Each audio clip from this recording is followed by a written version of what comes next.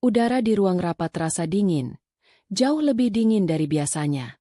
Pendingin ruangan diatur pada suhu terendah, seolah sengaja dirancang untuk membekukan setiap harapan.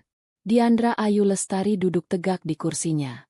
Punggungnya lurus, tangannya terlipat rapi di atas meja mahoni yang berkilauan. Ia menatap lurus ke arah suaminya, Angga Wiratama, yang duduk di kursi utama di ujung meja. Di samping Angga, duduk seorang perempuan yang tidak Diandra kenal. Namun ia bisa menebak siapa dia dari cara Angga meliriknya sekilas. Semua dewan direksi hadir. Pak Darmawan, anggota tertua yang sudah ada sejak perusahaan ini hanya sebuah mimpi di atas kertas, menatap tumpukan dokumen di hadapannya dengan kening berkerut. Bu Sinta, direktur keuangan yang terkenal teliti, memegang pulpennya begitu erat hingga buku-buku jarinya memutih. Yang lain hanya diam. Wajah mereka topeng tanpa ekspresi, menunggu pertunjukan dimulai. Mereka semua tahu sesuatu akan terjadi. Undangan rapat dadakan pada pukul 10 pagi dengan agenda restrukturisasi dan optimalisasi sumber daya manusia adalah pertanda yang tidak pernah baik. Angga berdeham. Suaranya memenuhi keheningan ruangan. Ia mengenakan setelan paling mahal miliknya. Jam tangan baru yang berkilau di pergelangan tangannya menangkap cahaya lampu. Ia tampak percaya diri, seolah sedang berdiri di puncak dunia. Selamat pagi, Bapak dan Ibu sekalian. Angga memulai, suaranya terdengar formal dan dibuat-buat. Terima kasih telah meluangkan waktu untuk hadir. Saya mengumpulkan Anda semua hari ini untuk sebuah pengumuman penting. Seperti yang kita tahu, Wijaya Group telah mengalami pertumbuhan pesat. Namun, dalam setiap pertumbuhan, ada kalanya kita perlu melakukan penyesuaian. Kita harus berani, kita harus inovatif, dan kita harus memotong dahan-dahan ranting yang tidak lagi produktif agar pohon ini bisa tumbuh lebih tinggi. Diandra tetap diam. Ia tahu pidato ini. Ia yang menulis draft pertamanya 3 tahun lalu untuk rapat pemegang saham. Angga hanya mengganti beberapa kata, menambahkan metafora pohon yang terdengar kikuk. Angga tersenyum, senyum yang tidak mencapai matanya. Untuk itu, saya ingin memperkenalkan konsultan strategis baru kita, Ibu Citra. Perempuan di samping Angga mengangguk kecil. Ia muda, cantik, dan mengenakan gaun yang harganya mungkin setara dengan gaji staf junior selama 3 bulan. Tatapannya berkeliling ruangan, mengabaikan Diandra sepenuhnya. Ibu Citra telah memberikan banyak masukan berharga mengenai arah baru perusahaan. Lanjut Angga. Visinya sejalan dengan visi saya. Kita akan bergerak lebih cepat, lebih agresif. Kita akan merambah pasar digital dengan pendekatan yang lebih modern. Untuk melakukan itu, kita memerlukan tim yang solid, tim yang 100% sejalan dengan komando. Angga berhenti sejenak, membiarkan kata-katanya menggantung di udara. Ia lalu menatap langsung ke arah Diandra. Tatapannya dingin, tanpa sedikit pun jejak kebersamaan selama 12 tahun yang mereka lalui. Dan disinilah keputusan sulit harus diambil, kata Angga. Setelah evaluasi mendalam, Dewan Direksi, yang saya pimpin, telah memutuskan bahwa posisi Direktur Operasional perlu disegarkan. Kontribusi Diandra Ayu Lestari selama ini kami hargai. Namun gaya kerjanya dianggap tidak lagi relevan dengan tantangan masa depan. Pendekatannya terlalu konservatif, terlalu lambat, dan menghambat inovasi yang ingin kita capai. Suara napas tertahan terdengar dari beberapa sudut meja. Pak Darmawan tampak ingin mengatakan sesuatu. Namun Angga mengangkat tangannya, menghentikannya. Keputusan ini sudah final, kata Angga tegas. Efektif per hari ini, Diandra Ayu Lestari dibebas tugaskan dari jabatannya di Wijaya Group. Diandra tidak berkedip. Ia hanya menatap Angga, mempelajari wajah pria yang pernah ia cintai, yang kini terlihat seperti orang asing. Tidak ada rasa sakit di dadanya, hanya rasa hampa yang aneh, seolah ia sedang menonton film tentang kehidupan orang lain. Ia sudah menduga ini akan terjadi. Ia hanya tidak menyangka Angga akan melakukannya dengan cara yang begitu terbuka dan memalukan. Angga sepertinya mengharapkan reaksi, tangisan, teriakan, atau mungkin permohonan. Tapi Diandra tidak memberikannya. Keheningannya membuat Angga sedikit gugup, meski ia berusaha menyembunyikannya. Lalu Angga melakukan hal berikutnya. Ia meraih sebuah amplop coklat tebal dari tas kerjanya, mendorongnya melintasi meja mahoni hingga berhenti tepat di depan Diandra. Dan satu hal lagi, kata Angga. Suaranya kini lebih pelan namun lebih tajam. Pernikahan kita juga sudah sampai di ujung jalan. Di dalam amplop itu ada surat gugatan cerai. Semua sudah diurus. Aku ingin perpisahan yang cepat dan bersih. Aku akan memberimu pesangon yang pantas untuk perpisahan kita. Ia tersenyum miring. Sekarang, perusahaan senilai 120 miliar ini sepenuhnya jadi milikku. Sesuai dengan surat perjanjian pranikah yang kamu tanda tangani dulu. Seisi ruangan membeku. Ini bukan lagi rapat bisnis. Ini adalah pembantaian pribadi. Citra, perempuan di sebelah Angga, tersenyum tipis penuh kemenangan. Ia menatap Diandra dengan sorot mata merendahkan. Akhirnya, setelah keheningan yang terasa berlangsung selamanya, Diandra bergerak. Ia tidak menyentuh amplop itu. Ia hanya menatap Angga, dan untuk pertama kalinya pagi itu, ia tersenyum. Senyumnya tipis, nyaris tak terlihat, namun mengandung sesuatu yang membuat bulu kuduk Angga berdiri. Itu bukan senyum kekalahan. Itu adalah senyum seseorang yang tahu akhir dari sebuah cerita. Ia melirik jam tangan sederhana di pergelangan tangannya. Jarum detiknya terus berputar tanpa peduli pada drama yang terjadi. Baiklah, Angga, kata Diandra. Suaranya tenang, jelas, dan tanpa getar sedikit pun. Setiap pasang mata di ruangan itu tertuju padanya. Kamu punya 15 menit. Setelah mengucapkan kalimat itu, Diandra berdiri. Ia merapikan blazernya, mengangguk singkat ke arah Pak Darmawan dan Bu Sinta, lalu berbalik dan berjalan keluar dari ruang rapat. Ia tidak berlari. Langkahnya mantap dan terukur. Pintu tertutup di belakangnya dengan bunyi pelan, meninggalkan kebingungan, kesombongan Angga, dan bom waktu yang baru saja ia aktifkan. Ingatan adalah sesuatu yang aneh. Ia bisa datang seperti banjir bandang atau tetesan air yang pelan. Bagi Diandra, ingatannya tentang awal mula Wijaya Group terasa seperti album foto tua yang setiap halamannya ia hafal di luar kepala. Semuanya tidak dimulai di gedung pencakar langit dengan ruang rapat berpendingin ruangan. Semuanya dimulai di sebuah rumah kontrakan kecil dengan 3 kamar, dengan cat dinding yang mulai mengelupas dan atap yang terkadang bocor saat hujan deras. Ide itu lahir dari skripsi Diandra. Sebuah penelitian tentang pemanfaatan limbah agrikultur menjadi bahan bangunan komposit yang ringan dan tahan api. Ia menghabiskan waktu berbulan-bulan di laboratorium kampus, seringkali sampai larut malam, ditemani bau bahan kimia dan suara mesin penguji. Angga, yang saat itu masih menjadi pacarnya, akan datang menjemput, membawakan makan malam, dan mendengarkan penjelasan Diandra dengan tatapan kagum. Setidaknya, dulu tatapannya seperti itu. Ini bukan cuma skripsi, enggak. Ini bisa jadi bisnis, kata Diandra pada suatu malam, matanya berbinar di antara tumpukan jurnal penelitian. Angga tertawa. Kamu terlalu serius. Siapa yang mau membeli papan dari ampas tebu? Tapi Diandra tidak menyerah. Ia membuat prototipe pertamanya di garasi rumah orang tuanya. Ia menghabiskan tabungannya untuk membeli mesin pres bekas. Tangannya kapalan dan sering terluka. Tapi ia berhasil menciptakan papan komposit pertama yang ia beri nama AgriFiber. Produk itu kuat, ringan, dan lulus uji bakar sederhana yang ia lakukan sendiri. Setelah mereka menikah, mereka pindah ke rumah kontrakan itu. Angga baru saja kehilangan pekerjaannya sebagai sales di sebuah perusahaan properti. Mereka tidak punya uang. Saat itulah Diandra membuat keputusan besar.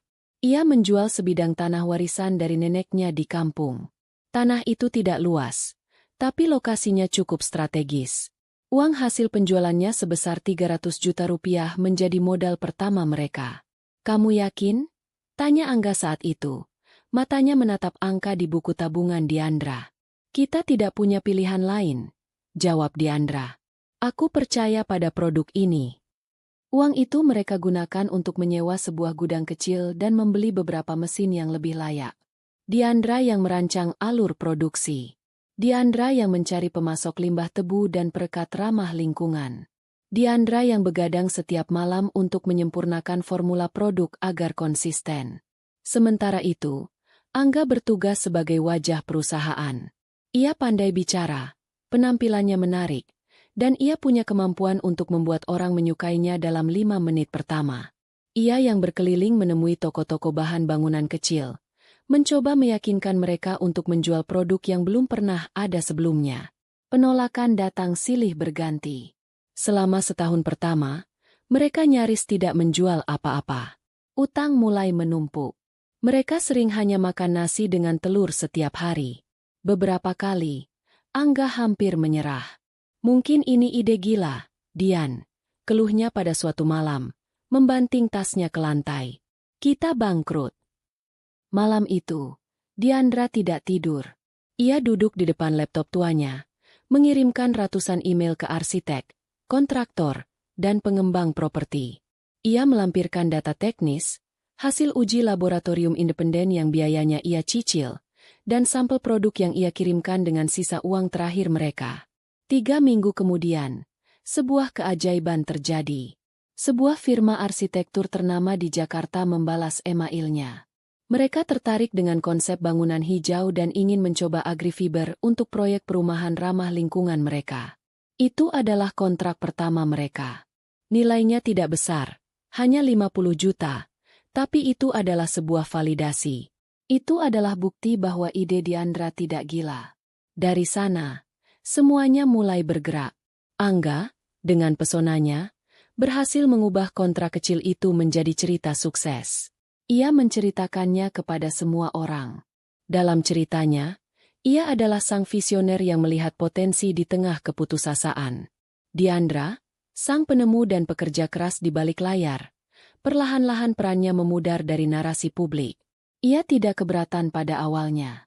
Ia terlalu sibuk mengurus produksi, memastikan kualitas, dan merancang inovasi produk baru. Ia pikir mereka adalah tim. Ia otaknya. Angga adalah suaranya. Perusahaan mereka, yang mereka namai Wijaya Group, terinspirasi dari nama keluarga Diandra, mulai tumbuh. Gudang kecil berubah menjadi pabrik. 10 karyawan menjadi ratusan.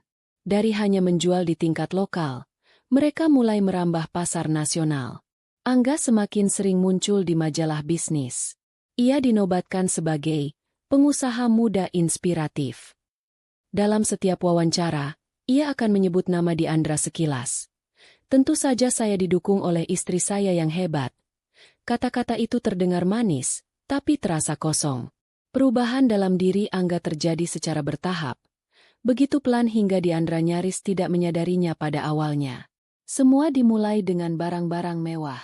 Jam tangan, mobil sport, keanggotaan klub golf mahal. Ini untuk citra perusahaan, sayang, katanya selalu. Kemudian, ia mulai sering melakukan perjalanan bisnis ke luar negeri, yang laporannya selalu tidak jelas. Ia mulai mengkritik penampilan Diandra. Kamu harus lebih sering ke salon, Dian. Kamu itu istri seorang CEO, katanya suatu hari. Padahal saat itu Diandra baru saja pulang dari pabrik. Wajahnya lelah setelah seharian menangani masalah mesin produksi yang macet. Puncaknya adalah ketika Angga mulai mengambil keputusan bisnis tanpa berkonsultasi dengannya. Ia menyetujui proyek besar dengan margin keuntungan yang sangat tipis hanya karena proyek itu akan membuatnya tampil di televisi. Ia merekrut orang-orang berdasarkan koneksi, bukan kompetensi. Diandra mencoba mengingatkannya, mencoba membawanya kembali ke prinsip awal mereka, kualitas dan integritas. Kamu terlalu kaku, jawab Angga. Dunia bisnis sudah berubah. Ini bukan lagi perusahaan rumahan. Kecurigaan Diandra tentang adanya perempuan lain mulai muncul sekitar setahun yang lalu. Aroma parfum yang berbeda di kemeja Angga. Panggilan telepon yang dijawab dengan berbisik di ruangan lain. Tagihan kartu kredit untuk restoran dan toko perhiasan yang tidak pernah Diandra kunjungi atau terima hadiahnya. Diandra bukan perempuan bodoh.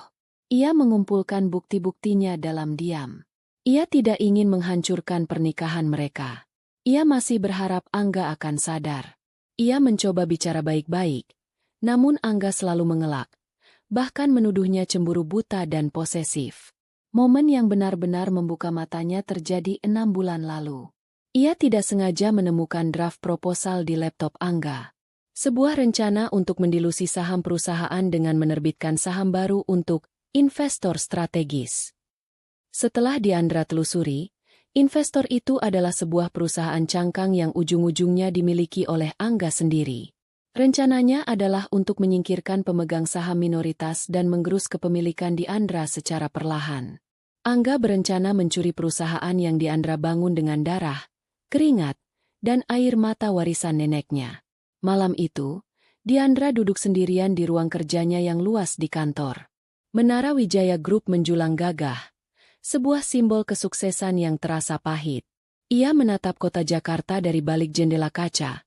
Lampu-lampu berkelip seperti bintang buatan manusia. Tidak ada air mata. Yang ada hanyalah keputusan yang dingin dan keras, terbentuk dari tumpukan kekecewaan dan pengkhianatan. Ia tidak akan membiarkan Angga mengambil segalanya. Ia tidak akan menjadi korban dalam cerita ini. Ia mengambil ponselnya dan menghubungi nomor seorang teman lama ayahnya, pengacara korporat terkemuka bernama Pak Sadewa. "Selamat malam, Om," sapanya dengan suara tenang. "Saya Diandra. Saya butuh bantuan hukum. Saya ingin melindungi apa yang menjadi hak saya." Sejak malam itu, Diandra mulai bergerak dalam senyap. Ia adalah arsitek yang terlupakan, dan kini, ia akan merancang satu struktur terakhir, sebuah jebakan sempurna yang dibangun di atas fondasi hukum yang kokoh. Ia membiarkan Angga merasa di atas angin, membiarkannya semakin sombong dan ceroboh, sementara ia dengan sabar menyusun setiap bagian dari rencana kehancurannya.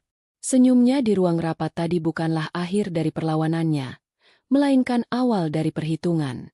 Konsultasi pertama Diandra dengan Pak Sadewa tidak terjadi di kantor firma hukum yang megah di pusat kota. Pak Sadewa menerimanya di perpustakaan pribadi di rumahnya, sebuah ruangan yang dilapisi kayu gelap dan beraroma buku-buku tua.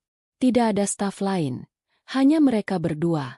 Pak Sadewa, seorang pria berusia akhir 60-an dengan rambut perak dan kacamata berbingkai tebal, mendengarkan cerita Diandra tanpa interupsi selama hampir 2 jam. Diandra tidak menangis. Ia memaparkan semuanya dengan kronologis dan terperinci, seolah sedang memberikan presentasi bisnis. Ia meletakkan semua bukti di atas meja, salinan proposal skripsinya, bukti transfer penjualan tanah warisan neneknya, laporan keuangan internal selama 5 tahun terakhir yang menunjukkan kontribusinya pada setiap proyek besar, dan tentu saja, salinan rencana dilusi saham yang ia temukan di laptop Angga.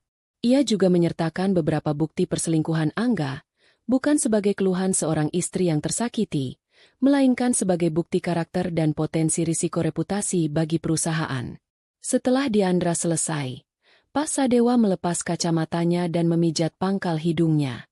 Ia diam selama beberapa menit, mempelajari dokumen-dokumen itu satu persatu. "Kasus klasik," katanya akhirnya, suaranya dalam dan menenangkan.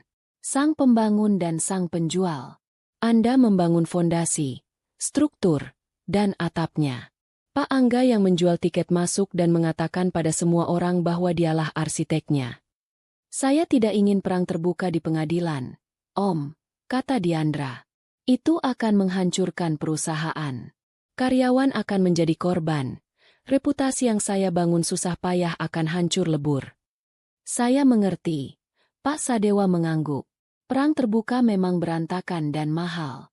Kita bisa saja menuntutnya atas dasar penipuan dan penggelapan aset dalam rencana dilusi saham itu. Kita mungkin akan menang, tapi seperti yang Anda bilang, yang tersisa dari pertempuran itu hanyalah puing-puing."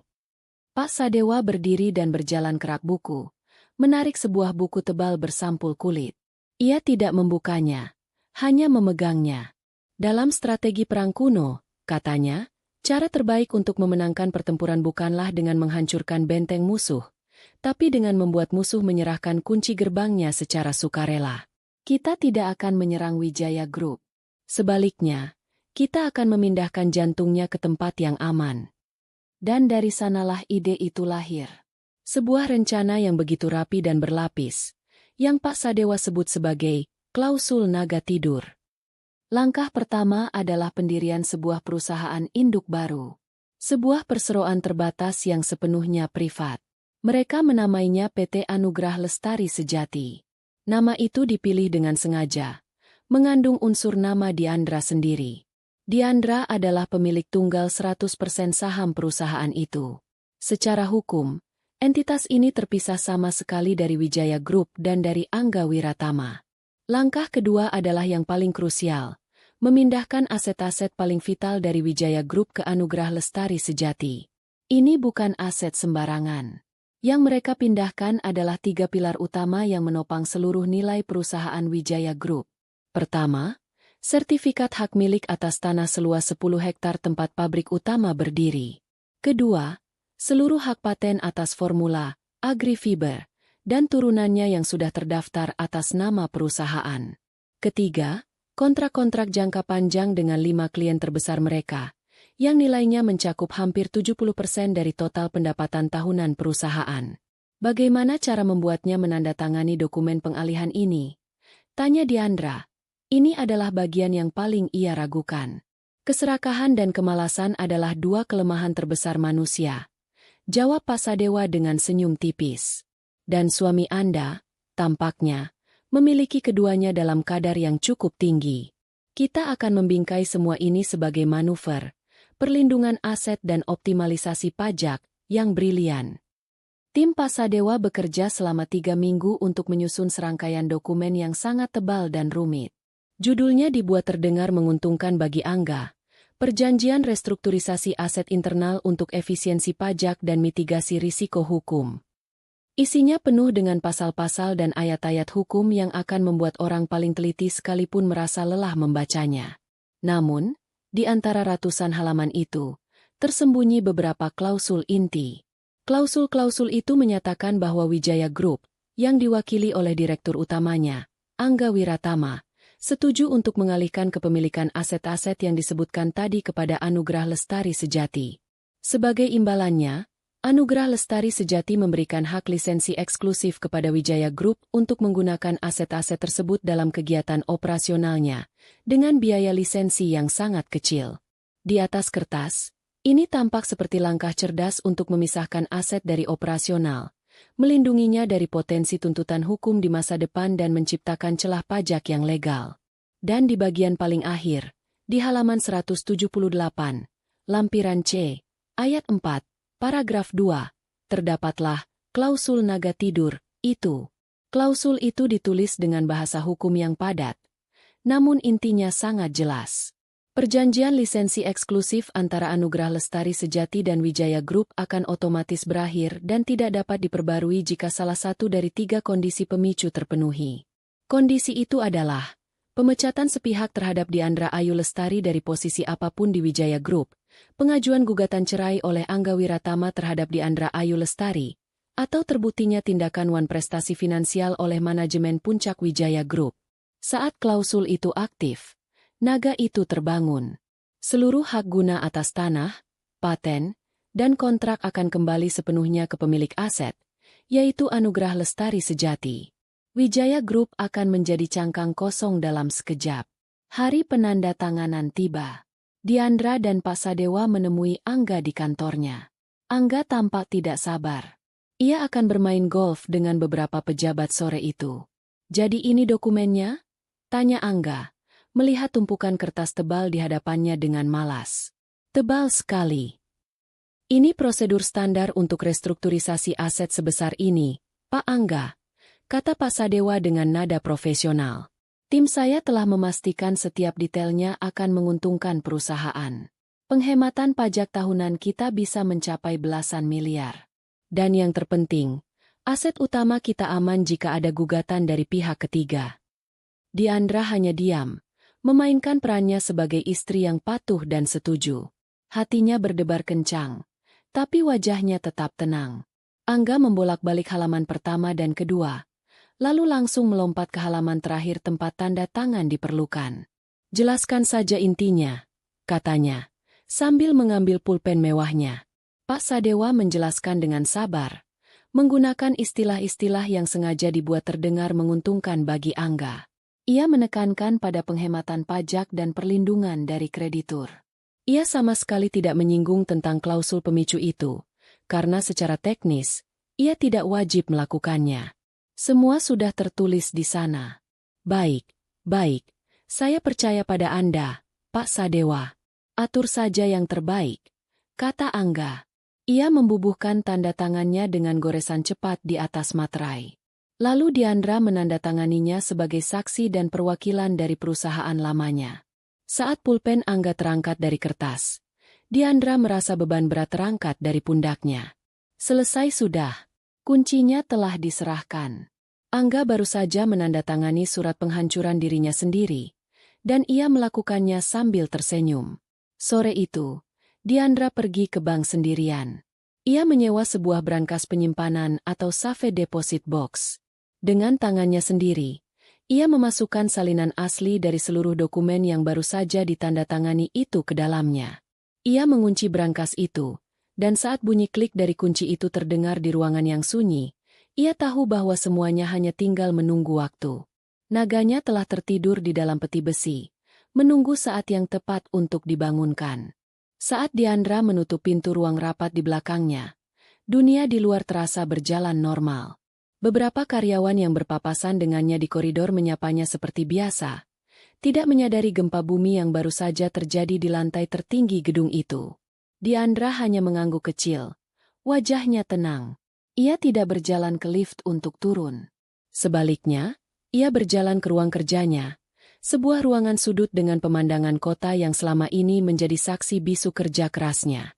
Ia masuk, mengunci pintu, dan bersandar sejenak. Ia mengambil satu napas dalam-dalam, lalu menghembuskannya perlahan. Ini adalah momennya. Tidak ada keraguan, tidak ada penyesalan. Ia duduk di kursinya, mengambil ponselnya, dan menekan panggilan cepat nomor 1. Di seberang sana, telepon langsung diangkat pada dering pertama. Halo. Suara Pak Sadewa terdengar tenang. Pak Sadewa, ini Diandra, katanya. Suaranya mantap. Jalankan. Hanya ada jeda sesaat sebelum jawaban datang. Baik, Bu. Segera kami laksanakan. Semuanya sudah siap. Panggilan berakhir. Itu adalah menit pertama. Di kantor Pak Sadewa yang berjarak beberapa kilometer dari sana, sebuah tim kecil sudah bersiaga. Perintah dari Diandra adalah sinyal terakhir. Seorang asisten hukum muda menekan tombol, kirim, pada sebuah email yang draftnya sudah disiapkan sejak seminggu lalu. Dalam hitungan detik, email itu melesat melalui server, membawa bom digital yang akan meledak serentak di berbagai tempat. Penerimanya adalah daftar yang disusun dengan cermat. Alamat email pribadi seluruh anggota Dewan Direksi Wijaya Group, Kepala Divisi Perbankan Korporat di 3 bank terbesar yang menjadi mitra perusahaan, Direktur Utama dari 5 perusahaan klien terbesar mereka, dan Kepala Bagian Hukum Internal Wijaya Group sendiri. Subjek emailnya singkat dan profesional. Pemberitahuan mendesak mengenai perubahan status kepemilikan aset PT Wijaya Group. Lampirannya adalah salinan pindaian resolusi dari PT Anugrah Lestari Sejati, yang menyatakan bahwa klausul naga tidur telah aktif, lengkap dengan dokumen-dokumen pendukung yang telah ditandatangani oleh Angga. Ini adalah menit kedua hingga kelima. Di dalam ruang rapat, Angga sedang menikmati kemenangannya. Ia menuangkan air mineral untuk Citra, tersenyum padanya dengan angkuh. Nah, seperti yang saya bilang, katanya kepada Dewan Direksi yang masih tampak canggung. Sekarang kita bisa benar-benar bergerak maju tanpa ada beban dari masa lalu. Visi saya untuk perusahaan ini. Pidatonya terpotong. Bukan oleh suara, tapi oleh getaran serentak dari beberapa ponsel di atas meja. Satu persatu, para anggota Dewan melirik layar ponsel mereka. Pak Darmawan yang pertama kali membuka email itu. Matanya yang biasanya sayu kini membelalak. Ia membaca cepat, lalu membacanya lagi lebih pelan, seolah tidak percaya dengan apa yang ia lihat. Bu Sinta, sang direktur keuangan, membuka lampiran di tabletnya. Wajahnya langsung pucat. Sebagai seorang akuntan, ia langsung mengerti implikasi dari dokumen itu. Ini bukan restrukturisasi. Ini adalah pengambil alihan. Ini adalah menit ke-6 hingga ke-10. Di kantor pusat Bank BCA, Kepala Divisi Perbankan Korporat sedang rapat ketika asistennya masuk dan menyerahkan sebuah catatan mendesak. Ia membaca email dari firma hukum Sadewa O Partners di ponselnya. Alisnya terangkat. Ia segera keluar dari rapat dan menelepon tim analis risikonya. Cek validitas dokumen ini. Sekarang juga. Wijaya Group. Mereka jaminan utamanya adalah tanah pabrik dan hak paten. Jika ini benar, kita punya masalah besar. 5 menit kemudian, timnya menelepon kembali. Dokumennya terlihat sah. Pak, terdaftar di notaris yang sama dengan dokumen pinjaman kita. Keputusan dibuat dalam 30 detik. Bekukan seluruh rekening. Tarik semua fasilitas kredit. Segera. Saya tidak mau ada penarikan dana 1 rupiah pun lagi dari mereka. Telepon berikutnya ia lakukan kepada Bu Sinta. Di tempat lain, Direktur Utama PT Karya Megah Properti, klien terbesar Wijaya Group, sedang memeriksa maket proyek perumahan baru mereka. Ponselnya berbunyi. Ia membaca email dari Pak Sadewa. Rahangnya mengeras. Seluruh proyek senilai triliunan rupiah ini bergantung pada pasokan papan agrifiber yang patennya baru saja ia ketahui telah berpindah tangan. Kontraknya dengan Wijaya Group bisa jadi tidak berharga. Ia tidak membuang waktu. Ia langsung menekan nomor Angga Wiratama. Ini adalah menit ke-11 hingga ke-14. Kembali ke ruang rapat. Suasana sudah berubah total. Bisik-bisik terdengar di antara para direksi.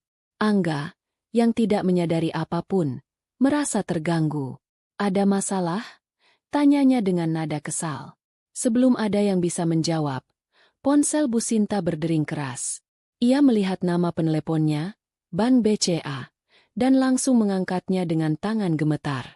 Ia hanya mendengarkan. Wajahnya semakin pucat setiap detiknya. Saya mengerti baik-baik, Pak. Ia menutup telepon. Angga, katanya. Suaranya nyaris berbisik. Bank mereka membekukan semua lini kredit kita. Semua rekening. Apa? Angga tertawa. Itu tidak mungkin. Pasti ada kesalahan administrasi. Biar nanti saya yang urus. Saat itulah ponsel Angga sendiri yang berdering. Nama Direktur PT Karya Megah Properti tertera di layar. Dengan senyum meremehkan, ia mengangkatnya. Halo, Pak Johan. Tentu saja, visi baru kami. Ia tidak sempat menyelesaikan kalimatnya. Suara teriakan marah dari seberang telepon terdengar bahkan oleh orang yang duduk di dekatnya. Angga, apa-apaan ini? Paten kalian pindah tangan? Kontrak kita bagaimana? Kamu mau menipu saya? Wajah Angga berubah dari percaya diri menjadi bingung. Lalu panik. Tunggu, Pak, ini pasti salah paham. Tepat pada saat itu, pintu ruang rapat terbuka. Pak Sadewa masuk, tidak sendirian. Ia didampingi oleh 2 pengacara muda dari timnya. Ia berjalan dengan tenang ke tengah ruangan, meletakkan sebuah map tebal di atas meja di depan Angga yang masih memegang telepon dengan mulut ternganga. Selamat pagi, bapak-bapak, ibu-ibu. Sapa Pak Sadewa dengan suara yang tenang namun berwibawa. Saya di sini mewakili PT Anugrah Lestari Sejati, pemilik sah dari seluruh aset intelektual dan fisik yang selama ini digunakan oleh PT Wijaya Group. Ia melirik jam di dinding. Sesuai dengan klausul perjanjian yang telah diaktifkan 15 menit yang lalu oleh tindakan klien saya, Bapak Angga Wiratama, kami memberitahukan secara resmi bahwa seluruh perjanjian lisensi dengan ini dinyatakan berakhir. Pak Sadewa menatap lurus ke mata Angga. Dengan kata lain, Pak Angga, lanjutnya, perusahaan yang Anda pimpin saat ini tidak memiliki pabrik, tidak memiliki produk untuk dijual, dan tidak memiliki kontrak yang valid. Selamat atas visi baru Anda. 15 menit telah berlalu. Dunia Angga Wiratama baru saja hancur berkeping-keping. Ruang rapat yang tadinya hanya dingin kini terasa beku. Waktu seolah berhenti. Tatapan semua orang terpaku pada Pak Sadewa. Lalu beralih ke wajah Angga yang berubah warna dari pucat menjadi merah padam karena amarah. Telepon di tangannya jatuh ke atas meja dengan bunyi keras, memecah keheningan yang mencekam. Bohong, teriak Angga, suaranya pecah. Ia menunjuk Pak Sadewa dengan jari gemetar. Ini semua bohong. Ini penipuan. Saya tidak pernah menandatangani perjanjian bodoh seperti itu. Pak Sadewa tidak gentar. Ia membuka map tebal di hadapannya dengan gerakan pelan dan sengaja. Ia mengeluarkan selembar salinan dokumen, yang di bagian bawahnya tertera dengan jelas tanda tangan Angga Wiratama yang besar dan angkuh. Tanda tangan Anda ada di sini, Pak Angga, kata Pak Sadewa, nadanya datar. Di atas materai, disaksikan oleh 2 orang saksi, dan disahkan oleh notaris. Dokumen ini 100% sah secara hukum. Anda sendiri yang menyerahkan seluruh aset vital perusahaan ini kepada klien saya, PT Anugrah Lestari Sejati. Angga menyambar kertas itu. Matanya bergerak liar membaca baris-baris kalimat yang tidak pernah ia pedulikan sebelumnya. Ia melihat frasa, pengalihan hak milik aset, perjanjian lisensi, dan akhirnya, ia menemukan klausa terkutuk itu. Klausa yang mengikat nasibnya pada 2 tindakan yang baru saja ia lakukan dengan penuh kebanggaan, memecat Diandra dan menggugat cerai. Jebakan, desisnya, meremas kertas itu di tangannya. Ini jebakan murahan. Itu bukan jebakan, Pak Angga. Itu adalah klausul perlindungan yang Anda setujui. Koreksi Pak Sadewa dengan tenang. Anda diberi kesempatan penuh untuk membaca dan meninjaunya bersama penasihat hukum Anda sendiri sebelum menandatangani. Anda memilih untuk tidak melakukannya. Angga beralih ke Dewan Direksi. Matanya memohon dukungan. Kalian semua saksiku. Ini tidak masuk akal. Kita harus melawan ini. Kita tuntut mereka. Namun, tatapan yang ia dapatkan bukanlah tatapan dukungan. Yang ia lihat adalah tatapan ngeri. Tatapan penuh perhitungan, dan tatapan menyalahkan. Bu Sinta, Direktur Keuangan, adalah yang pertama angkat bicara. Suaranya bergetar karena syok. Tapi pertanyaannya tajam dan langsung ke inti masalah. Pak Sadewa, katanya, sama sekali tidak mempedulikan Angga. Apa artinya ini bagi operasional perusahaan? Bagi gaji karyawan bulan ini? Bagaimana dengan utang jangka pendek kita yang akan jatuh tempo minggu depan? Angga merasa seolah baru saja ditinju. Direktur keuangannya sendiri kini berbicara pada pengacara musuhnya, seolah ia sudah tidak ada lagi di ruangan itu. Untuk saat ini, jawab Pak Sadewa, PT Wijaya Group adalah sebuah entitas tanpa aset produktif. Secara teknis, perusahaan ini bangkrut. Namun, klien saya, Bu Diandra, tidak memiliki niat untuk membiarkan para karyawan menjadi korban dari situasi ini. Rencana transisi sedang kami siapkan. Citra, yang sedari tadi dia membatu di kursinya, akhirnya bereaksi. Ia tidak mengerti seluk-beluk hukumnya, tapi ia mengerti kata bangkrut. Ia menarik lengan setelan Angga. Angga, apa maksudnya ini? Bisiknya panik. Apa uangnya habis? Angga menepis tangannya dengan kasar. Ia sedang tidak peduli pada Citra. Otaknya berputar kencang, mencari jalan keluar. Ia meraih ponselnya lagi. Kali ini menelepon pengacara perusahaannya. Dengar, bentaknya ke telepon. Datang ke kantor sekarang juga. Ada masalah besar. Sadewa ada di sini. Dia bilang perusahaan sudah bukan milik kita lagi. Ia menjelaskan situasinya dengan panik. Kalimatnya tumpang tindih dan tidak jelas. Di seberang sana, pengacaranya hanya dia mendengarkan, diselingi suara gumaman. Sementara Angga sibuk dengan teleponnya, Dewan Direksi yang lain mulai bereaksi. Pak Darmawan, yang paling senior, menatap Angga dengan kekecewaan yang mendalam. Saya sudah pernah bilang padamu, Angga, katanya dengan suara berat. Jangan pernah meremehkan Diandra. Dia adalah fondasi perusahaan ini. Kamu malah menghancurkan fondasi itu dengan tanganmu sendiri. Saat itulah, pintu ruang rapat terbuka sekali lagi. Diandra masuk.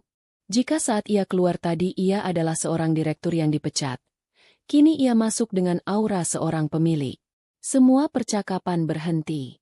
Semua mata tertuju padanya. Ia mengenakan blazer yang sama, tapi kini blazer itu tampak seperti jubah kekuasaan. Ia berjalan mendekati meja. Tatapannya dingin dan fokus. Ia tidak melirik Angga sama sekali. Angga menutup teleponnya. Ia menatap mantan istrinya dengan kebencian murni. Kamu, desisnya. Kamu yang merencanakan semua ini di belakangku. Pengkhianat. Diandra akhirnya menoleh untuk menatapnya. Tidak ada emosi di wajahnya. Aku tidak pernah berkhianat. Angga. Aku hanya melindungi apa yang aku bangun. Apa yang kita bangun bersama. Sebelum kamu memutuskan untuk mengambil semuanya untuk dirimu sendiri. Aku yang membesarkan perusahaan ini, teriak Angga. Aku wajahnya. Aku yang punya koneksi. Dan aku otaknya, balas Diandra. Suaranya tetap tenang namun mematikan. Koneksimu tidak bisa membuat papan agrifiber. Pesonamu tidak bisa menjalankan mesin pabrik. Dan wajahmu tidak bisa membayar gaji ratusan karyawan. Aku yang melakukan semua itu, sementara kamu sibuk dengan mainan barumu. Ia melirik sekilas ke arah Citra, yang langsung menunduk.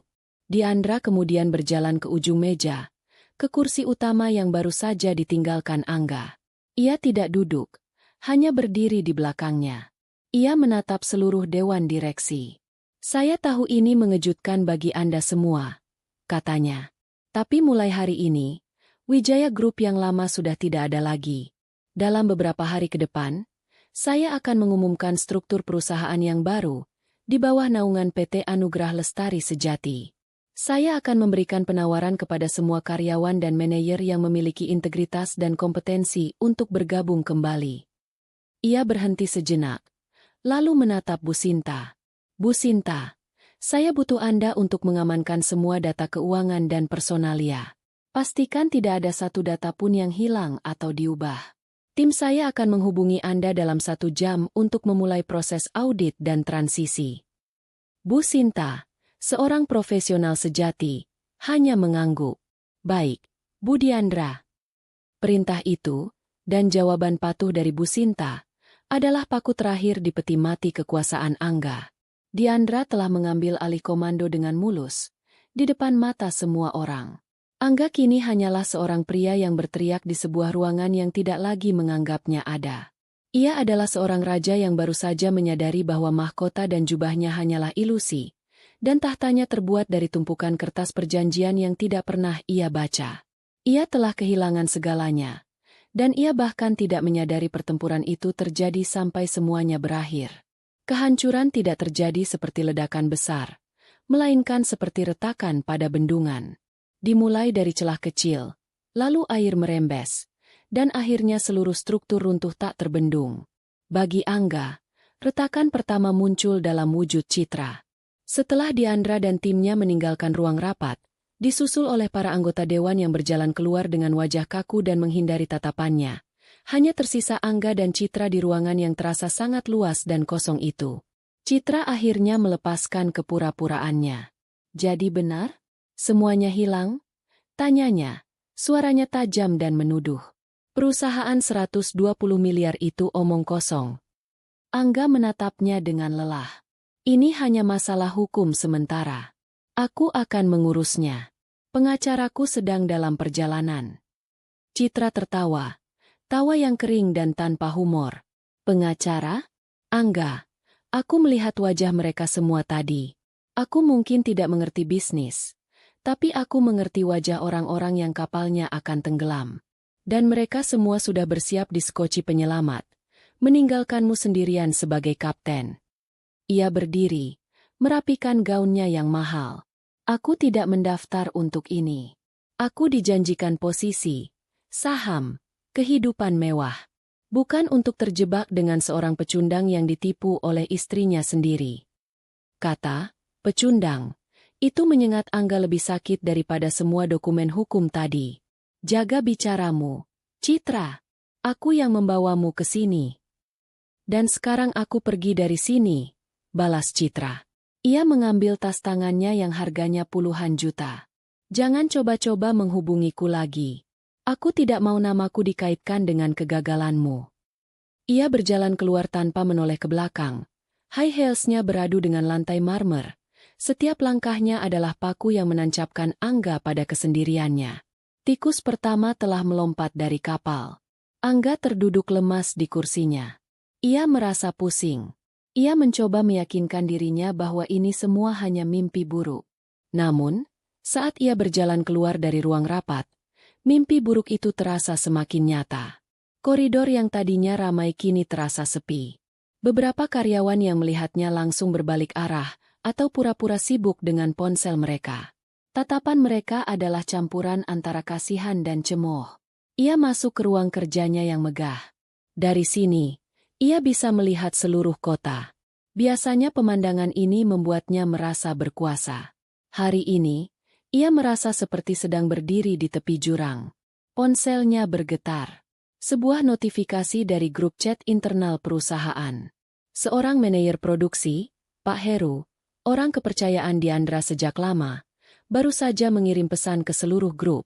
Dengan berat hati, saya, Heru Firmansyah, mengajukan pengunduran diri dari PT Wijaya Group, efektif segera. Terima kasih atas kerjasamanya selama ini. Pesan itu adalah percikan api. Dalam 5 menit berikutnya, ponsel Angga tidak berhenti bergetar. Pesan-pesan serupa bermunculan. Kepala Departemen Riset dan Pengembangan, Manajer Logistik, Kepala Personalia, bahkan beberapa supervisor pabrik. Mereka semua adalah orang-orang kunci yang dibangun dan dibina oleh Diandra selama bertahun-tahun. Mereka adalah tulang punggung perusahaan. Satu persatu, mereka mengumumkan pengunduran diri mereka. Itu bukan lagi rembesan. Itu adalah banjir. Angga mencoba menelepon Pak Heru. Panggilannya langsung ditolak. Ia mencoba menelepon yang lain. Hasilnya sama. Mereka telah memutus hubungan dengannya. Dalam kepanikannya, ia mencoba menghubungi teman-temannya. Para pejabat yang sering ia ajak main golf. Para pengusaha yang sering ia traktir makan malam di restoran mewah. Ia perlu bantuan, perlu koneksi, mungkin perlu pinjaman. Penelepon pertama, seorang direktur bank, menjawab panggilannya. Halo, Engga. Maaf sekali, saya sedang rapat penting. Nanti saya telepon balik ya. Ia tidak pernah menelepon balik. Penelepon kedua, seorang pengembang properti besar, lebih jujur. Angga, saya sudah dengar beritanya. Gila sekali. Maaf, tapi untuk saat ini, lebih baik kita tidak terlihat berbisnis bersama. Kamu mengerti kan? Ini soal reputasi. Penelepon ketiga, keempat, dan kelima bahkan tidak menjawab panggilannya. Dalam waktu 1 jam, Angga menyadari bahwa seluruh jaringan sosial yang ia banggakan, yang ia kira dibangun di atas pesona dan persahabatan, ternyata hanya dibangun di atas uang dan kekuasaan. Dan sekarang, ia tidak punya keduanya. Akhirnya, pengacaranya tiba. Seorang pria parlente bernama Firman, yang selama ini dibayar mahal untuk mengurus masalah-masalah kecil perusahaan. Ia masuk dengan wajah serius, membawa salinan dokumen yang sudah ia terima melalui email. Saya sudah baca, kata Firman, duduk di hadapan Angga. Ini buruk. Angga, sangat buruk. Buruk bagaimana? Tuntut Angga. Kita tuntut dia. Ini penipuan. Firman menggelengkan kepalanya perlahan. Tidak bisa. Saya sudah memeriksa setiap pasalnya. Dokumen ini disusun dengan sangat rapi, sangat kuat. Tidak ada celah. Tanda tanganmu ada di mana-mana. Jika kita membawanya ke pengadilan, kita tidak hanya akan kalah, kita akan menjadi bahan tertawaan seluruh komunitas hukum dan bisnis. Kamu akan terlihat seperti orang bodoh yang tidak membaca apa yang kamu tanda tangani. Harapan terakhir Angga pupus. Bahkan pengacaranya sendiri sudah menyerah sebelum berperang. Jadi, tidak ada yang bisa kita lakukan. Tanya Angga, suaranya terdengar kecil. Secara hukum, untuk merebut kembali aset itu, tidak ada, kata Firman. Saran saya, coba negosiasi dengan Diandra. Mungkin dia mau memberimu bagian sebagai pesangon cerai. Itu satu-satunya jalanmu sekarang. Negosiasi. Memohon. Angga merasa mual membayangkannya. Malam itu, Angga tidak pulang. Ia tetap berada di kantornya, yang kini terasa seperti mausoleum. Lampu-lampu di lantai lain sudah padam. Sebagian besar karyawan sudah mengemasi barang-barang mereka dan pergi. Perusahaan yang tadinya ramai dan penuh kehidupan kini senyap seperti kuburan. Ia berdiri di depan jendela, menatap lampu kota yang berkelip. Ia selalu berpikir lampu-lampu itu bersinar untuknya. Kini ia sadar, kota itu tidak peduli padanya. Ia sendirian. Ditinggalkan oleh selingkuhannya, dijauhi oleh teman-temannya, ditinggalkan oleh karyawannya, dan tidak punya harapan hukum. Raja itu duduk di tahta kertasnya, di dalam sebuah kastil kosong, dan untuk pertama kalinya dalam hidupnya, Angga Wiratama merasakan arti dari ketakutan yang sesungguhnya. Sementara puing-puing kehidupan Angga berserakan, Diandra tidak membuang waktu untuk menari di atasnya. Sebaliknya, ia mulai membangun. 3 hari setelah rapat dewan yang menentukan itu, Diandra menyewa sebuah ballroom di hotel terdekat dan mengundang seluruh karyawan PT Wijaya Group, dari level manajer hingga staf kebersihan. Suasananya tegang. Ratusan orang datang dengan wajah cemas, berbisik-bisik satu sama lain. Mereka tidak tahu apa yang menanti mereka. Apakah mereka semua akan dipecat?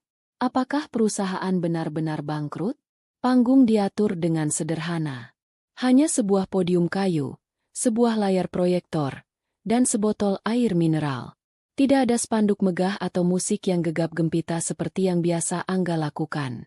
Tepat pukul 10 pagi, Diandra naik ke atas panggung, didampingi oleh Bu Sinta dan Pak Heru. Ia menatap wajah-wajah yang menatapnya penuh harap dan cemas. Ia berdeham, dan keheningan langsung menyelimuti ruangan. Selamat pagi, Bapak, Ibu, dan rekan-rekan semua. Diandra memulai, suaranya jelas dan mantap, diperkuat oleh sistem suara. Saya tahu beberapa hari terakhir ini penuh dengan kebingungan dan ketidakpastian. Saya berdiri di sini hari ini untuk memberikan kejelasan. Benar bahwa PT Wijaya Group yang kita kenal telah mengalami perubahan fundamental. Lanjutnya. Namun, yang berubah hanyalah kepemilikan dan manajemen puncak yang korup. Aset, teknologi, dan yang terpenting, sumber daya manusia yang menjadi jantung perusahaan ini, semuanya aman. Ia berhenti sejenak, membiarkan kata-katanya meresap. Hari ini, saya secara resmi mengumumkan lahirnya perusahaan baru, PT Lestari Inovasi Indonesia. Perusahaan ini dibangun di atas fondasi yang sama dengan yang dulu pernah kita miliki bersama, yaitu integritas, kualitas, dan inovasi. Lestari Inovasi Indonesia kini adalah pemilik sah dari pabrik, paten agrifiber, dan seluruh kontrak yang sedang berjalan. Terdengar gumaman di antara para hadirin. Ini adalah berita besar. Dan kepada Anda semua, kata Diandra, tatapannya menyapu seluruh ruangan. Saya ingin mengatakan ini. Saya tidak membangun perusahaan ini sendirian dulu, dan saya tidak akan membangunnya kembali sendirian sekarang. Saya membutuhkan keahlian Anda, dedikasi Anda, dan kerja keras Anda. Oleh karena itu, saya menawarkan posisi kepada setiap karyawan PT Wijaya Group untuk bergabung dengan Lestari Inovasi Indonesia. Posisi Anda, level senioritas Anda, dan gaji Anda akan tetap sama. Tidak akan ada pemutusan hubungan kerja. Masa kerja Anda akan kami hitung sejak Anda pertama kali bergabung. Kita hanya akan berganti nama, tapi kita tetap satu keluarga. Ruangan yang tadinya senyap kini meledak dalam tepuk tangan yang meriah. Wajah-wajah cemas berubah menjadi senyum lega. Beberapa orang bahkan terlihat menangis haru. Janji kepastian kerja di tengah krisis adalah hal yang paling mereka butuhkan. Diandra melanjutkan dengan memaparkan visinya. Ia berbicara tentang rencana untuk meningkatkan kesejahteraan karyawan, program pelatihan baru, dan ekspansi ke pasar ekspor yang sempat tertunda karena proyek-proyek pencitraan Angga. Ia berbicara dengan data, dengan target yang jelas, dan dengan semangat yang tulus. Untuk pertama kalinya setelah sekian lama, para karyawan merasa mereka tidak hanya mendengarkan seorang bos, tetapi seorang pemimpin. Setelah acara selesai, Diandra tidak langsung pergi. Ia turun dari panggung dan berbaur dengan para karyawan, menjawab pertanyaan mereka, mendengarkan masukan mereka, bahkan menanyakan kabar keluarga mereka. Ini adalah sesuatu yang tidak pernah dilakukan Angga. Hari itu, Diandra tidak hanya merebut kembali perusahaannya, ia merebut kembali hati orang-orangnya. Dalam beberapa minggu berikutnya, transisi berjalan dengan cepat. Papan nama, Wijaya Group, di gedung kantor dan pabrik diturunkan, digantikan dengan logo baru, Lestari Inovasi Indonesia, yang terlihat lebih segar dan modern. Diandra, Bu Sinta, dan para manajer kunci bekerja siang malam untuk memastikan operasional kembali normal. Para klien utama, yang awalnya khawatir, merasa lega setelah bertemu langsung dengan Diandra. Mereka menandatangani kembali kontrak mereka dengan persyaratan yang bahkan lebih baik, menunjukkan kepercayaan penuh pada kepemimpinan Diandra. Di tengah kesibukan membangun kembali, sebuah bom waktu lain dari masa lalu Angga terungkap. Bu Sinta, saat melakukan audit forensik terhadap pembukuan Wijaya Group yang lama, menemukan serangkaian transaksi janggal. Ada penarikan dana perusahaan dalam jumlah besar yang disamarkan sebagai biaya konsultan dan biaya representasi, yang ternyata mengalir ke rekening pribadi Angga dan Citra. Namun, temuan yang paling mengejutkan adalah serangkaian dokumen pinjaman. Angga, tanpa sepengetahuan Dewan Direksi, telah mengambil pinjaman pribadi dalam jumlah fantastis dari beberapa lembaga keuangan. Totalnya mencapai hampir 20 miliar rupiah. Ia menggunakan kepemilikan sahamnya di Wijaya Group sebagai jaminan. Ini bukan dari bank biasa, Bu. Jelas Bu Sinta kepada Diandra di ruangannya, menunjuk ke salah satu dokumen. Yang ini dari sebuah perusahaan modal Ventura yang terkenal sangat agresif dalam penagihan. Dan yang ini, sepertinya dari pinjaman online berbunga tinggi, kelas kakap. Diandra menatap dokumen itu dengan kening berkerut. Jadi saat nilai saham Wijaya Group menjadi 0, jaminannya menjadi tidak berharga, sambung Bu Sinta. Para kreditur ini sekarang pasti sedang mengejarnya secara pribadi. Dan mereka bukan tipe penagih yang akan mengirim surat peringatan dengan sopan. Diandra bersandar di kursinya. Ia tahu Angga hidup mewah, tapi ia tidak menyangka Angga begitu ceroboh dan putus asa hingga terjerat utang seperti ini. Ini menjelaskan banyak hal, desakannya untuk proyek-proyek cepat kaya, dan rencananya untuk mengambil alih perusahaan sepenuhnya. Ia butuh uang untuk menutupi lubang yang ia gali sendiri. Sementara Diandra dan timnya sibuk merayakan kontrak ekspor pertama mereka ke Malaysia, di belahan kota lain, Angga menerima telepon pertamanya. Nomornya tidak dikenal. "Selamat sore, dengan Bapak Angga Wiratama?" Suara di seberang terdengar ramah, namun ada nada dingin di baliknya. "Ya, siapa ini?" jawab Angga ketus. "Kami dari Phoenix Capital. Kami hanya ingin mengingatkan bahwa pembayaran pinjaman Anda sebesar 10 miliar rupiah sudah jatuh tempo kemarin. Mengingat jaminan saham Anda kini tidak bernilai, kami ingin mendiskusikan alternatif pembayaran secepatnya. Kami harap Anda bisa kooperatif." Sebelum Angga bisa menjawab, telepon ditutup. Bulu kuduknya berdiri. Ini baru permulaan. Ia tidak hanya kehilangan perusahaan dan statusnya. Ia kini menjadi target. Ratu baru telah lahir di singgasananya. Sementara raja yang terguling kini mendapati dirinya diburu oleh serigala-serigala lapar yang ia undang sendiri. 2 minggu berikutnya adalah neraka bagi Angga. Ia hidup dalam ketakutan. Teleponnya berdering tanpa henti di jam-jam yang tidak wajar. Awalnya adalah suara ramah yang berubah menjadi ancaman terselubung. Kemudian berubah menjadi makian kasar dan peringatan yang tidak lagi terselubung. "Kami tahu di mana kamu tinggal, Angga. Bayar utangmu, atau kami yang akan mengambilnya dengan cara kami sendiri." Mobil sport MU itu lumayan buat cicilan pertama. Ia berhenti menjawab telepon dari nomor tak dikenal. Tapi teror itu tidak berhenti. Suatu pagi, ia menemukan ban mobil Porsche-nya digembosi, dengan sebuah catatan diselipkan di wiper. Ini baru pemanasan. Ia mencoba menjual mobil itu, tapi surat-suratnya ditahan oleh salah satu perusahaan leasing. Ia mencoba menjual jam tangan mewahnya, tapi uangnya hanya cukup untuk bertahan hidup selama sebulan. Apartemen mewahnya terasa seperti penjara. Ia takut keluar. Teman-temannya sudah memblokir nomornya. Ia benar-benar sendirian, terpojok, dan kehabisan pilihan.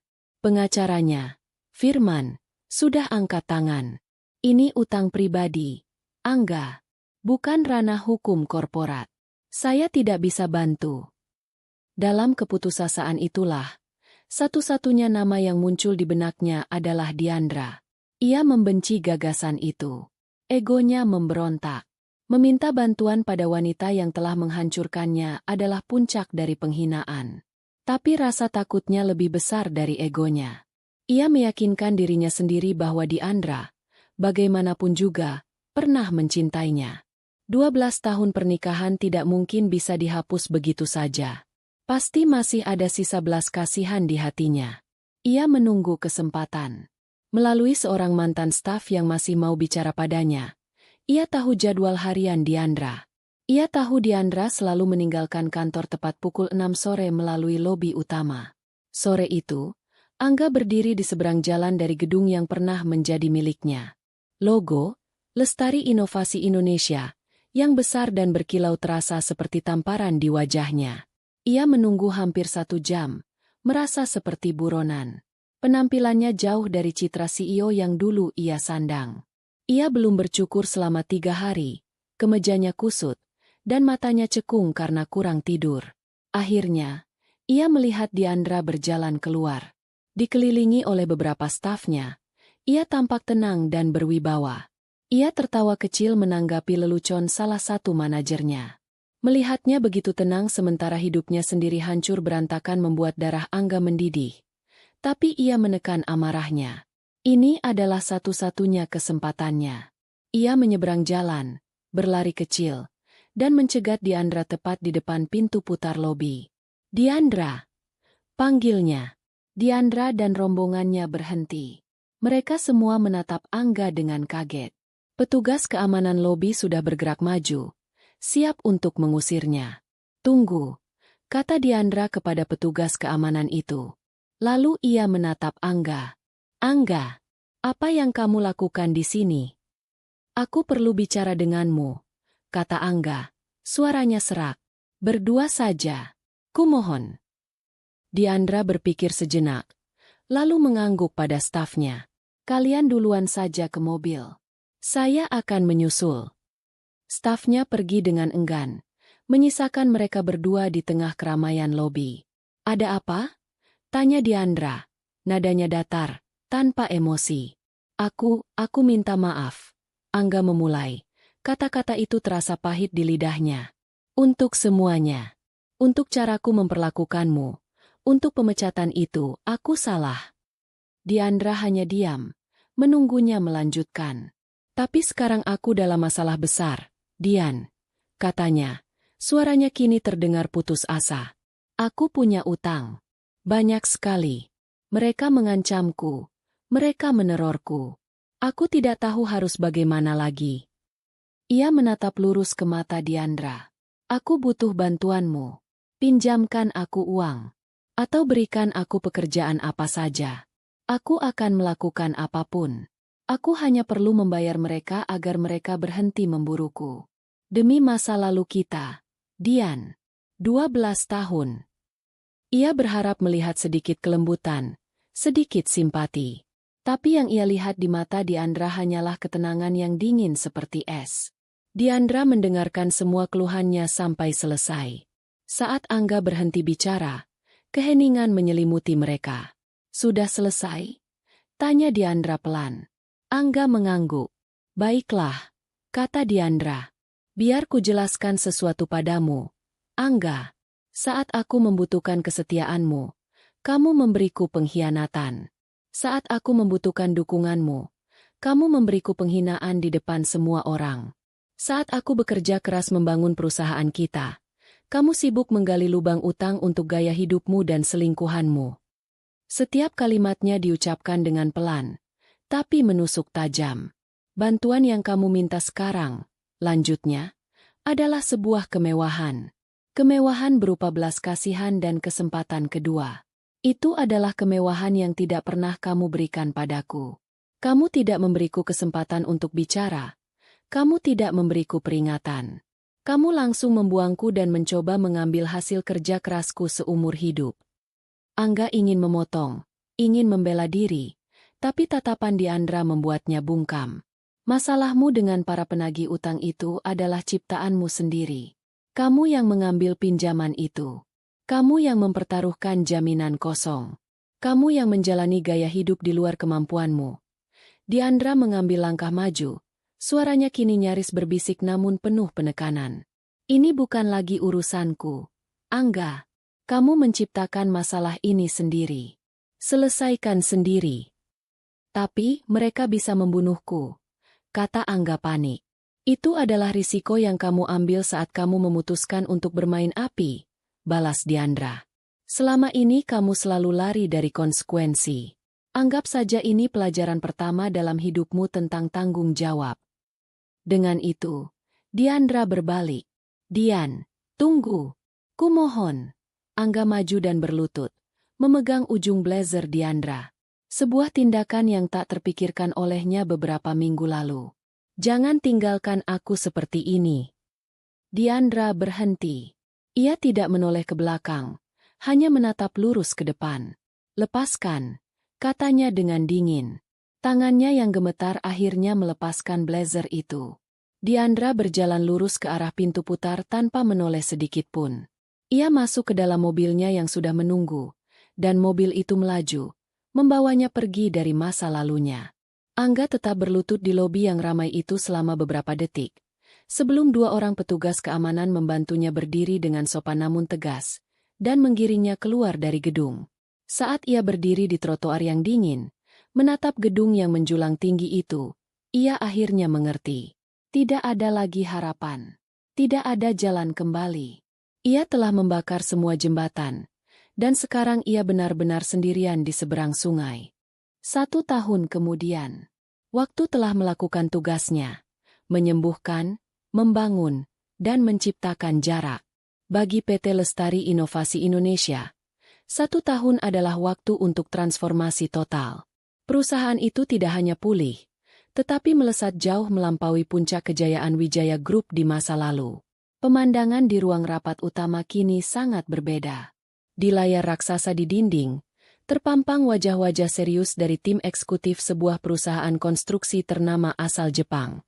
Diandra, duduk di kursi utama, memimpin rapat dengan bahasa Inggris yang fasih dan penuh percaya diri. Ia tidak sedang membahas penjualan domestik, melainkan tahap akhir dari negosiasi untuk menjadi pemasok eksklusif bahan bangunan ramah lingkungan untuk proyek kota pintar di Osaka.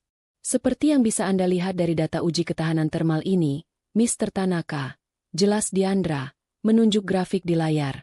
AgriFiber 2.0, formula baru yang kami kembangkan, memiliki efisiensi energi 30% lebih tinggi dari spesifikasi yang Anda minta.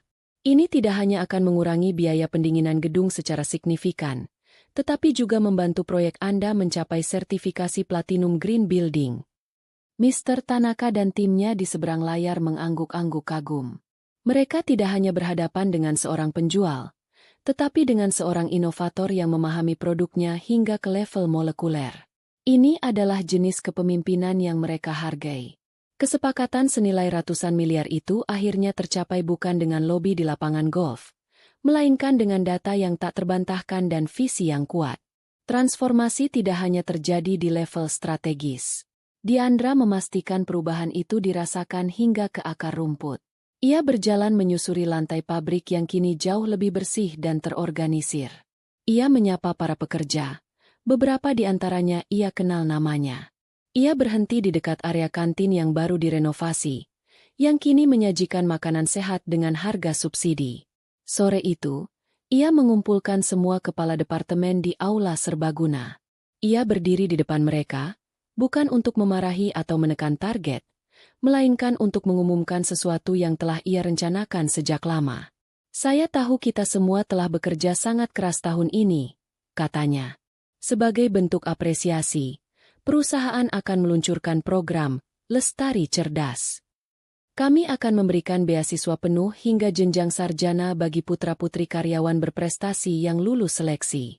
Kita tidak hanya membangun gedung, kita juga harus membangun generasi penerus. Tepuk tangan membahana memenuhi ruangan. Ini adalah buah dari kerja keras mereka. Keuntungan perusahaan tidak lagi lari ke kantong pribadi atau digunakan untuk membeli mobil sport, melainkan kembali kepada mereka yang telah berkontribusi. Bu Sinta dan Pak Heru, yang berdiri di samping Diandra, tersenyum bangga. Mereka telah bertaruh pada pemimpin yang tepat. Kehidupan pribadi Diandra juga menemukan keseimbangannya yang baru. Ia telah pindah dari rumah besar yang penuh kenangan buruk dengan Angga. Kini ia tinggal di sebuah apartemen penthouse yang lebih kecil namun jauh lebih hangat dan personal. Dindingnya dihiasi karya seni kontemporer dan foto-foto perjalanannya. Di salah satu sudut, terdapat sebuah roda tembikar dan beberapa hasil kerajinan keramik yang bentuknya belum sempurna. Hobi baru yang ia tekuni untuk melepaskan stres. Ia tidak lagi bekerja 7 hari seminggu. Akhir pekan kini menjadi miliknya. Kadang ia habiskan dengan mendaki gunung bersama teman-teman lamanya, atau sekadar membaca buku di balkon apartemennya yang menghadap ke taman kota. Ia menemukan kembali bagian dari dirinya yang telah lama hilang ditelan kesibukan dan drama rumah tangganya. Tentu saja, sebagai salah satu perempuan paling sukses di negeri ini, kehidupan cintanya menjadi sorotan media. Namun Diandra menjalaninya dengan elegan dan privat. Ia memang sedang dekat dengan seseorang. Namanya Satria, seorang arsitek ternama yang memperjuangkan desain bangunan hijau. Mereka bertemu di sebuah seminar lingkungan hidup. Hubungan mereka berjalan lambat dan didasari oleh rasa saling menghargai. Satria mengagumi kecerdasan dan ketangguhan Diandra. Diandra menghargai ketenangan dan integritas Satria. Malam itu, mereka makan malam di sebuah restoran yang tenang. Tidak ada perhiasan mewah atau janji-janji muluk.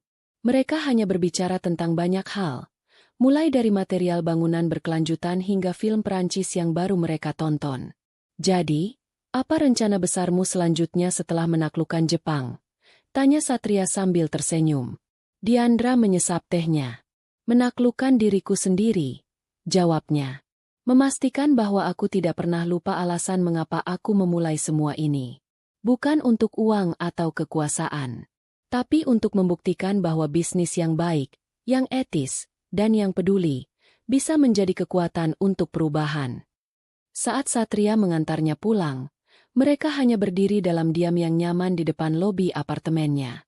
Terima kasih untuk malam ini, Dian, kata Satria. Aku selalu belajar sesuatu yang baru setiap kali bicara denganmu. Aku juga, balas Diandra tulus. Setelah Satria pergi, Diandra naik ke apartemennya. Ia tidak langsung tidur.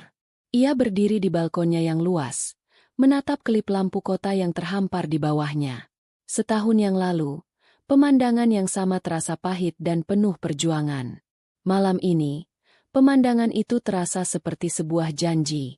Ia tidak lagi merasa perlu membuktikan apapun kepada siapapun, terutama tidak kepada Angga atau masa lalunya. Kekaisaran yang ia bangun bukan lagi sekadar perusahaan bernilai triliunan. Kekaisaran itu adalah kedamaian batinnya, kebebasannya untuk memilih, dan kebahagiaan yang ia ciptakan dengan tangannya sendiri.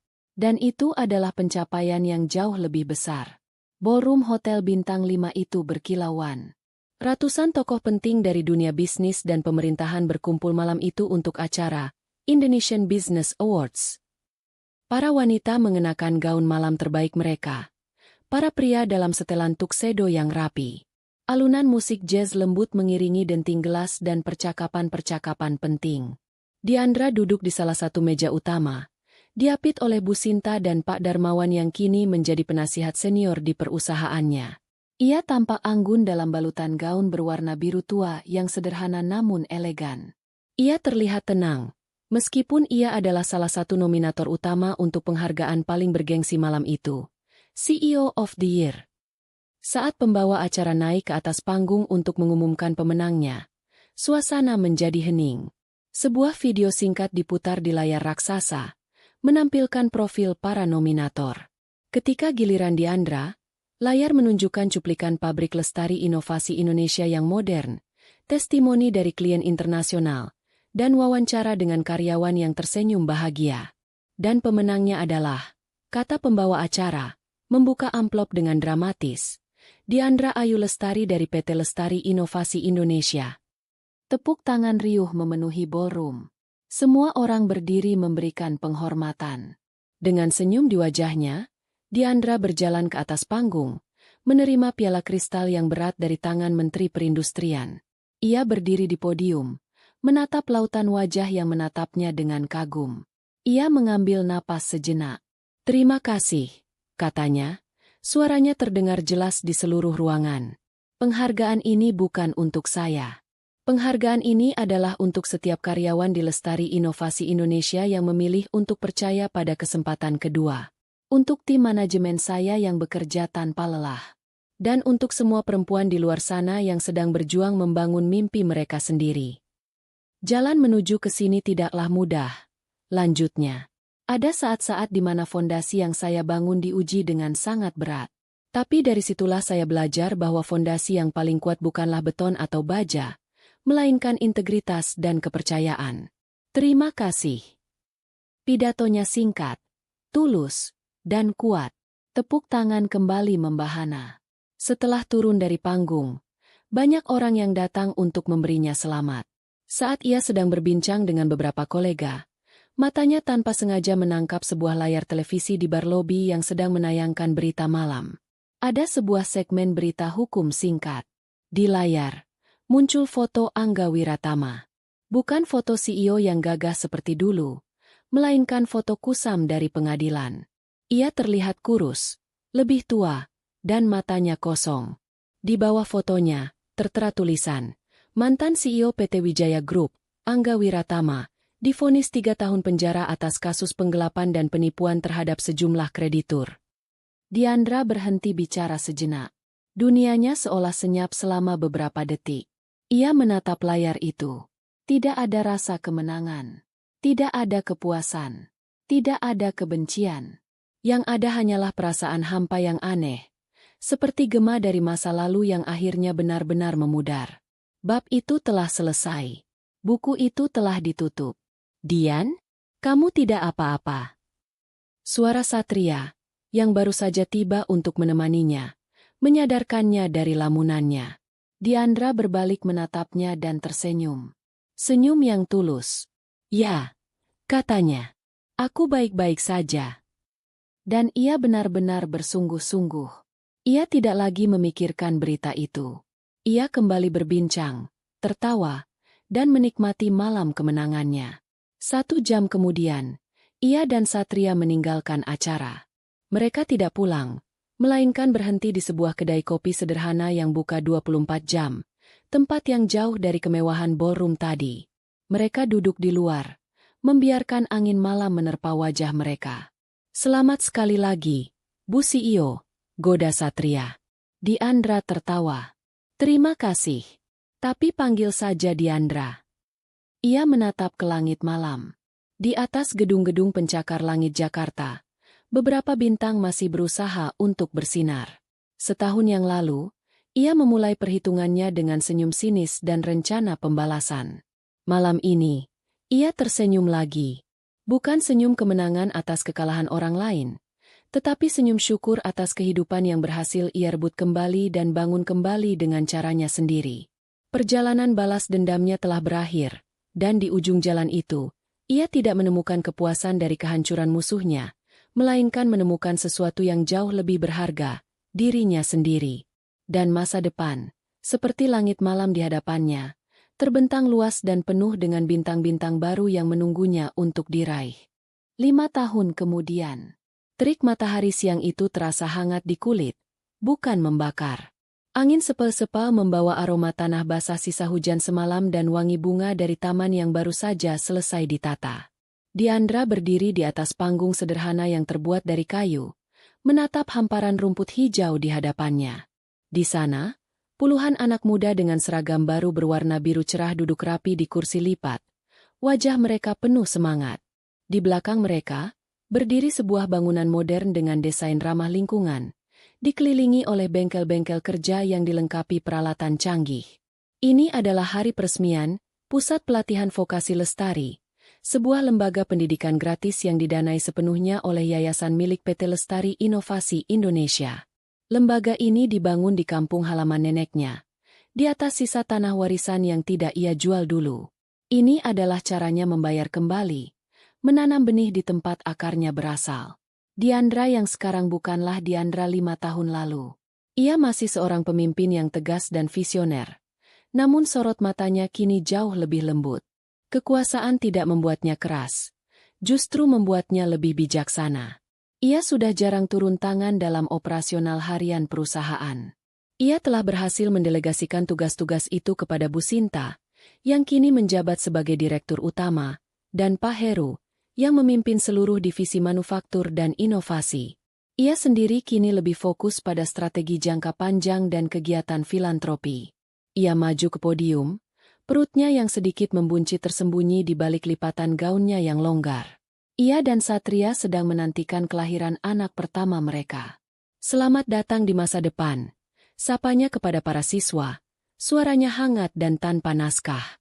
Di tempat ini, kami tidak hanya akan mengajari kalian cara mengoperasikan mesin atau merancang sebuah produk. Kami akan mengajari kalian cara membangun. Membangun keahlian, membangun kepercayaan diri, dan yang terpenting, membangun kesempatan untuk diri kalian sendiri dan komunitas kalian. Ia berbicara tentang pentingnya integritas, tentang bagaimana sebuah kegagalan bisa menjadi pelajaran paling berharga, dan tentang bagaimana kesuksesan sejati diukur dari seberapa banyak kita memberi, bukan seberapa banyak kita memiliki. Saat ia berbicara, ia melihat Satria berdiri di antara para tamu, menatapnya dengan senyum bangga. Cinta mereka adalah pelabuhan yang tenang, tempat ia bisa berlabuh setelah melewati badai terganas dalam hidupnya. Setelah acara selesai dan para tamu undangan mulai menikmati hidangan, Diandra berjalan menyusuri koridor gedung baru itu. Tangannya digenggam lembut oleh Satria. Mereka berhenti di depan sebuah jendela besar yang menghadap ke hamparan sawah hijau. Apa yang sedang kamu pikirkan? Tanya Satria. Diandra tersenyum. Aku sedang berpikir tentang fondasi, jawabnya. Dulu aku berpikir fondasi terkuat adalah formula kimia yang rumit atau kontrak hukum yang tak terbantahkan. Sekarang aku tahu, fondasi terkuat adalah ini. Ia mengelus perutnya, lalu menatap wajah-wajah muda di luar jendela. Harapan, kesempatan, kebaikan. Ia nyaris tidak pernah memikirkan Angga lagi. Nama itu terasa seperti berasal dari kehidupan orang lain, sebuah cerita lama yang sudah usang. Kenangan tentangnya tidak lagi membawa rasa sakit atau amarah, hanya sebuah pelajaran mahal tentang kerapuhan kepercayaan dan sifat manusia. Ia sudah lama memaafkannya, bukan untuk Angga, tapi untuk dirinya sendiri, agar ia bisa melangkah maju tanpa beban. Ratusan kilometer dari sana, di sebuah warung makan sederhana di jalur Pantura yang ramai oleh deru truk, seorang pria parubaya sedang mengelap meja yang kotor. Pria itu kurus, kulitnya gelap terbakar matahari, dan rambutnya sudah banyak beruban. Gurat-gurat kelelahan terukir permanen di wajahnya. Tidak ada yang akan menyangka bahwa pria ini adalah Angga Wiratama, mantan CEO yang pernah menghiasi sampul majalah bisnis. Ia telah bebas dari penjara setahun yang lalu setelah mendapat remisi. Ia keluar ke dunia yang sudah tidak lagi mengenalnya. Hartanya ludes disita untuk membayar sebagian kecil utangnya. Teman-temannya lenyap. Keluarganya sendiri menjaga jarak, malu oleh skandal yang ia ciptakan.